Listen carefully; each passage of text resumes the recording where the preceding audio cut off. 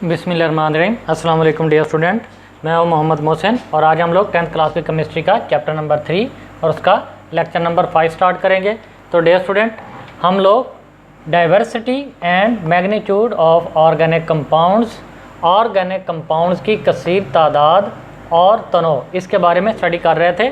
Means के हम लोग पढ़ रहे थे कि ऑर्गेनिक कंपाउंड्स, जिनको हम लोग कार्बन के कंपाउंड्स भी बोलते हैं, इनकी तादाद बाकी जितने एलिमेंट्स हैं उनकी कंपाउंड से ज़्यादा होती है। तो क्यों ज़्यादा होती है, क्या रीज़न है, वो रीज़न हम लोग डिस्कस कर रहे थे। तो इसमें हम लोगों ने पहले वाली वजह या रीज़न डिस्कस की थी कि कार्बन के अंदर कैटिनेशन का प्रोसेस एग्जिस्ट करता है, इस वजह से इसके कंपाउंड्स की तादाद बहुत ज़्यादा होती है। आज हम लोग दूसरे वाली रीज़न स्टडी करेंगे और वो क्या है, isomerism.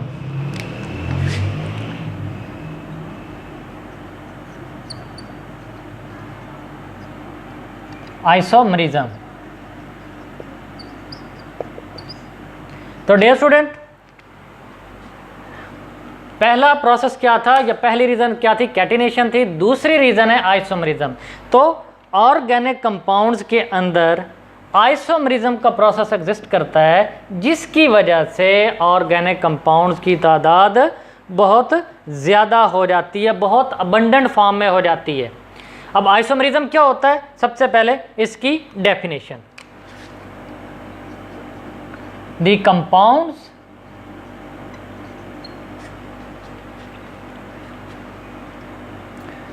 Are said to be isomers if they have same molecular formula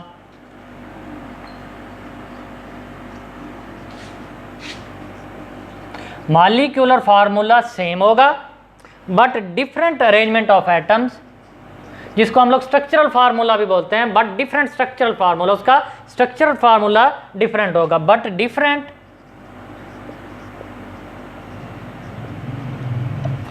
arrangement of atoms in their molecules।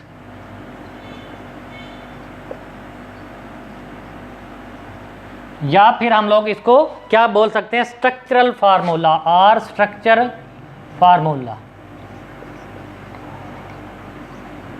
इस प्रोसेस को हम लोग क्या बोलते हैं, आइसोमरिज्म। और जो दो मॉलिक्यूल होंगे जिनका या दो कंपाउंड्स होंगे जिनका मॉलिक्यूलर फार्मूला सेम होगा लेकिन स्ट्रक्चरल फार्मूला डिफरेंट होगा, वो एक दूसरे के क्या होंगे, आइसोमर्स होंगे, और इस फिनोमिना को आइसोमरिज्म कहा जाता है। तो डियर स्टूडेंट,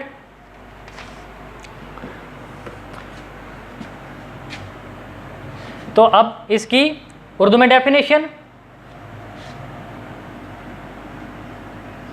ऐसे कंपाउंड्स जिनका मॉलिक्यूलर फार्मूला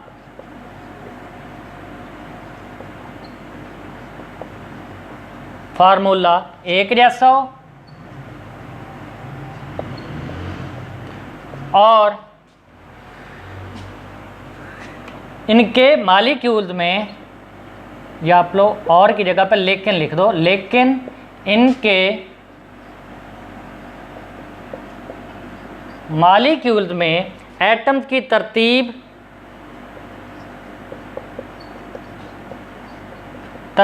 या स्ट्रक्चरल फार्मूला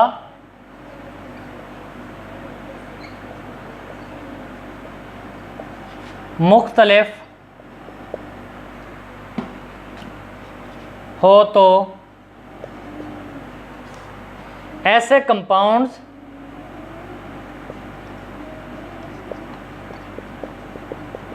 एक दूसरे के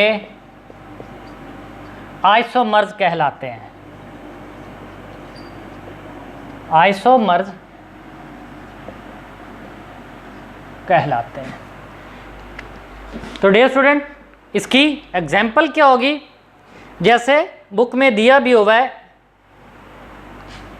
नॉर्मल पेंटेन, पेंटेन 5 वाले कार्बन के कंपाउंड्स को बोलते हैं पेंटेन। इसके अंदर 5 कार्बन होती हैं, CH3, CH2, CH2, CH2 and CH3। इसको बोलते हैं नॉर्मल पेंटेन, N पेंटेन लिखते हैं।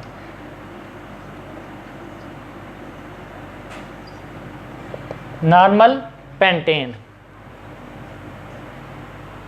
अब इसका अगर हम लोग मॉलिक्यूलर फार्मूला लिखें तो मॉलिक्यूलर फार्मूला इसका क्या होगा, C5H12। C5H12 इसका मॉलिक्यूलर फार्मूला होगा। अब इसका एक तो ये स्ट्रक्चर होगा C5H12 पेंटेन है, इसका एक ये स्ट्रक्चर होगा नॉर्मल पेंटेन। दूसरा स्ट्रक्चर कौन सा होगा,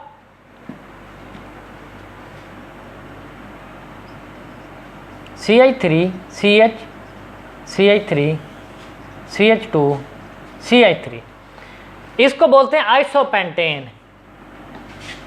आइसोपेंटेन क्यों बोलते हैं, टोटल कार्बन कितनी है 5, 1 2 3 4 5, इसलिए इसको पेंटेन। और आइसो क्यों बोला जाता है, क्योंकि सेकंड लास्ट कार्बन पे एक ब्रांच है। इस सेकंड लास्ट कार्बन पे एक ब्रांच होने की वजह से इसको क्या बोला जाता है, आइसो। तो आइसो सेकंड लास्ट कार्बन पे ब्रांच है, मिथाइल ग्रुप अटैच है, इस ब्रांच होने की वजह से इसको आइसो बोलते हैं। और टोटल कार्बन कितनी है 5, तो isopentane.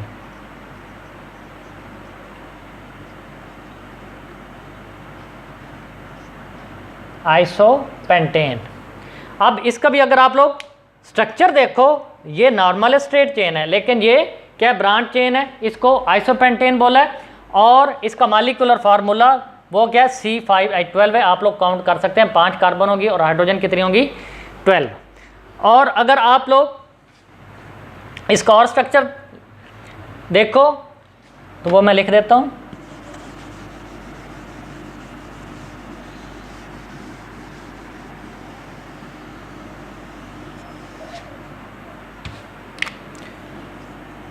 CH3, CH3, CH3, CH3, इसको बोलते हैं न्यू पेंटेन।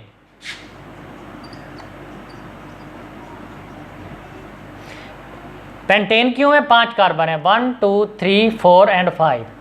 और न्यू क्यों बोला, अब इसमें दरमियान वाली कार्बन ही सेकंड लास्ट है। इधर से आप लोग अगर काउंट करें तो ये सेकंड लास्ट, इधर से काउंट करें तो ये सेकंड लास्ट। अगर सेकंड लास्ट कार्बन पे 2 ब्रांचेज अटैच हों तो उसको न्यू का नाम दिया जाता है।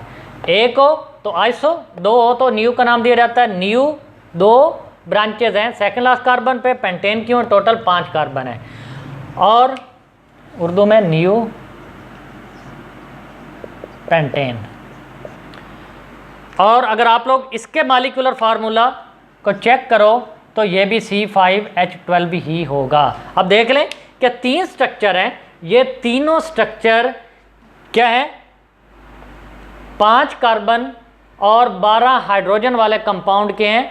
और ये तीनों डिफरेंट कंपाउंड्स हैं, ये न्यू पेंटेन है, ये नॉर्मल पेंटेन है, ये आइसोपेंटेन है। मीन कि इनके स्ट्रक्चर डिफरेंट है, लेकिन इन कंपाउंड्स का अगर हम लोग मॉलिक्यूलर फार्मूला देखें तो सारों का क्या है, वो एक जैसा है। तो इस फिनोमिना को हम लोग आइसोमरिज्म बोलते हैं। और ये तीनों कंपाउंड एक दूसरे के क्या है, आइसोमर्स हैं। तो डियर स्टूडेंट, इस आइसोमरिज्म की ही वजह से क्या होते हैं, ऑर्गेनिक कंपाउंड्स की तादाद बहुत ज़्यादा हो जाती है। और डियर स्टूडेंट, ये मॉलिक्यूलर फार्मूला क्या था, C5H12। और जैसे जैसे कार्बन की तादाद बढ़ती जाती है, मींस के कंपाउंड का साइज बढ़ता जाएगा, उसका मॉलिक्यूलर मैस बढ़ता जाएगा, कार्बन की तादाद बढ़ती जाएगी, तो उसके आइसोमर स्ट्रक्चर की तादाद भी क्या है, वो बढ़ती जाएगी। तो number of isomers increase with increase the number of carbon atoms in the molecular formula. जैसे जैसे कार्बन की तादाद बढ़ती जाएगी, आइसोमर्स उस कंपाउंड के बढ़ते जाएंगे। अब ये सेकंड वाली रीज़न थी। उसके बाद थर्ड वाली वजह वो क्या थी, strength of covalent bond.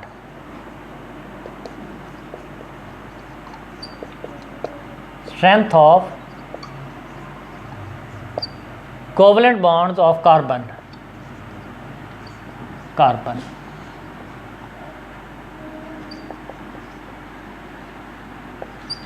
Carbon के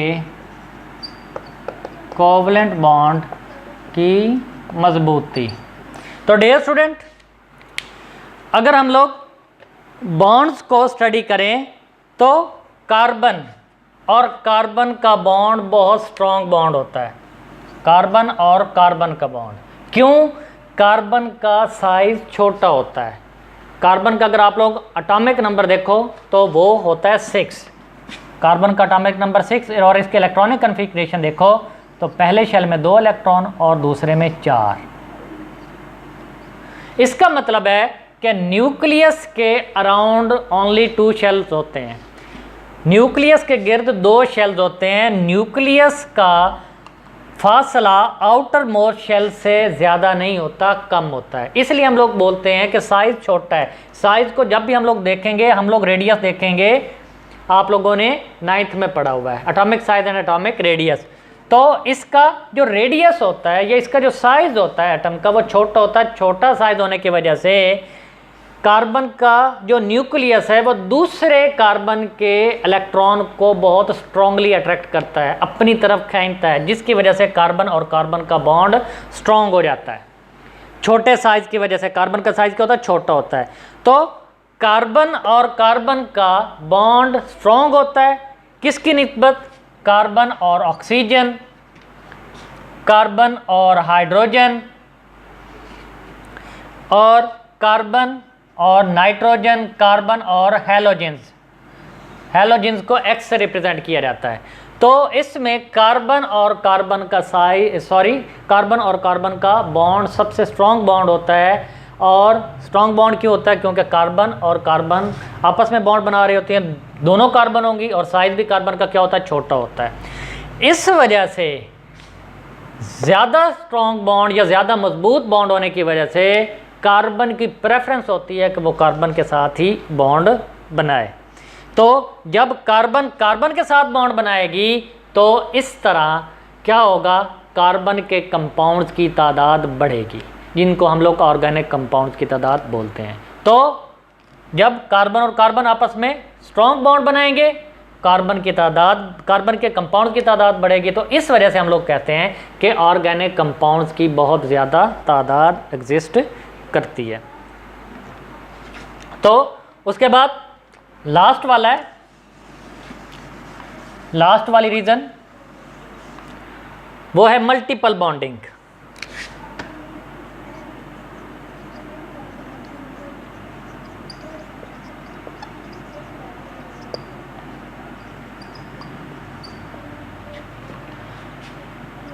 multiple bonding. Dear student, carbon की एबिलिटी होती है कि वो सिंगल बॉन्ड भी बना सकता है, डबल बॉन्ड भी बना सकता है और ट्रिपल बॉन्ड भी बना सकता है। जब आप लोग कार्बन की वैलेंसी को देखो, कार्बन की वैलेंसी क्या होती है?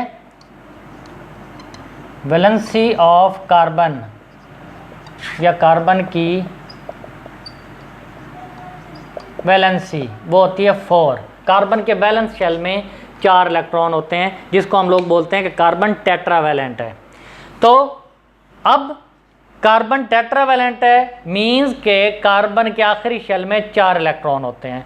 तो कार्बन को 4 इलेक्ट्रॉन की ज़रूरत होती है अपना आखिरी शेल मुकम्मल करने के लिए। आखिरी शेल में 8 इलेक्ट्रॉन होने चाहिए। तो कार्बन सिंगल बॉन्ड बना के भी टेट्रावैलेंसी फुलफिल कर सकता है, अपना आखिरी शेल मुकम्मल कर सकता है। डबल बॉन्ड भी बना के मुकम्मल कर सकता है, ट्रिपल बॉन्ड बना के भी मुकम्मल कर सकता है। तो dear student, carbon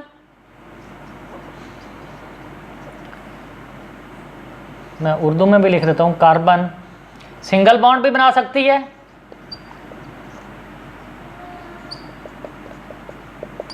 double bond भी बना सकती है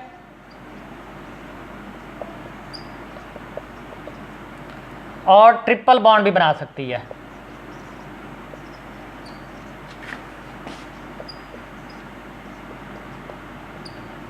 तो डियर स्टूडेंट, ये बॉन्ड्स पे डिपेंड करता है कि आगे कार्बन किस किस्म का बॉन्ड बना रही है, सॉरी कंपाउंड पे डिपेंड करता है कि कार्बन किस किस्म का बॉन्ड बना रही है। तो डियर स्टूडेंट, अगर सिंगल बॉन्ड बनाएगी कार्बन एक दूसरे के साथ तो उसकी एक अलग फैमिली हो जाएगी, और उस फैमिली को हम लोग अल्केन फैमिली बोलते हैं, अल्केन्स फैमिली। ये आगे आप लोग स्टडी करेंगे, जिसका पहला मेंबर मीथेन है, और अगर डबल बॉन्ड बनाएगी तो ये अल्कीन हो जाता है, ये अल्कीन्स फैमिली है।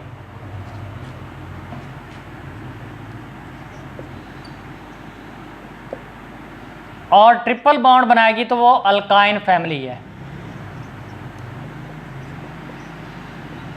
अल्काइंस। तो डियर स्टूडेंट, इसका मतलब है कि कार्बन मल्टीपल बॉन्डिंग बना सकते हैं, सिंगल बॉन्ड भी बना सकती है, डबल बॉन्ड भी और ट्रिपल बॉन्ड भी। तो ये बॉन्ड पे डिपेंड करता है कि वो कौन सी फैमिली के अंदर एग्जिस्ट करते हैं। कंपाउंड्स सिंगल बॉन्ड के होंगे तो अल्केन फैमिली के अंदर, अल्केन फैमिली के अंदर वो कंपाउंड एग्जिस्ट करेंगे। डबल बॉन्ड होंगे तो अल्कीन, और ट्रिपल बॉन्ड होंगे तो अल्काइन फैमिली हमें मिलेगी। तो अगर आप लोग अल्केन की एग्जांपल देखना चाहो तो वो इथेन भी होता है, मीथेन भी होता है, जबकि आप लोग अगर अल्कीन की बात करो तो वो इथाइलिन भी बोलते हैं, इसको इथिलीन भी बोलते हैं, इथीन भी बोलते हैं। इसका आप लोग एग्जांपल कह लें इथेन, इसका इथीन और इसका इथाइन, ये इस तरह, ये फैमिली के अंदर कंपाउंड है।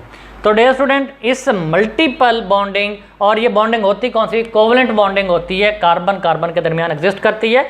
तो मल्टीपल बॉन्डिंग कौन सी बॉन्डिंग होगी, कोवलेंट बॉन्डिंग की वजह से कार्बन को आगे मजीद डिवाइड करते जाते हैं फैमिलीज़ के अंदर, जिसमें ये अल्केन, अल्कीन और अल्काइन, और इस वजह से कार्बन के कंपाउंड जिनको हम लोग ऑर्गेनिक कंपाउंड बोलते हैं उनकी तादाद में बहुत ज़्यादा इजाफा हो जाता है। तो डियर स्टूडेंट, आज के टॉपिक में इतना ही।